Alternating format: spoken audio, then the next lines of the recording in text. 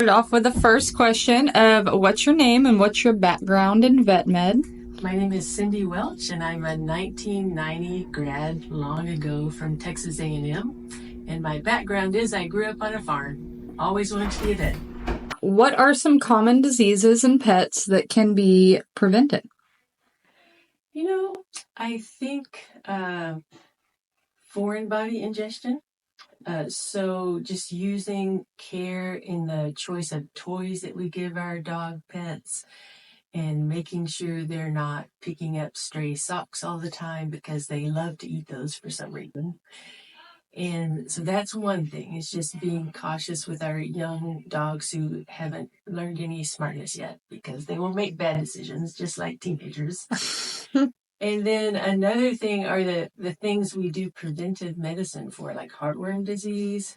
Very easy to prevent with a $10 pill that you give once a month. Very expensive to treat and dangerous for your pet if they get the infection.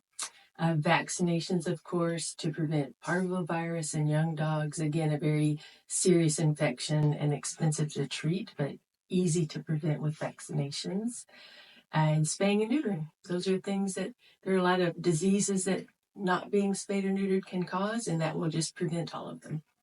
Awesome. Would you say that heartworm and parvo would be considered painful diseases for the pets? Absolutely. Heartworms. Let's see. Think about like slowly being strangled and you can't really breathe and you get tired when you take 5 steps. Those are symptoms of heartworm disease. If it gets bad enough, it can cause heart failure. It can cause anaphylactic shock. So there are a lot of terrible things that heartworm disease can cause. Sometimes we're lucky enough to diagnose it when it's just an infection and we can treat it pretty easily. But if it goes on long enough, it can be a really painful condition.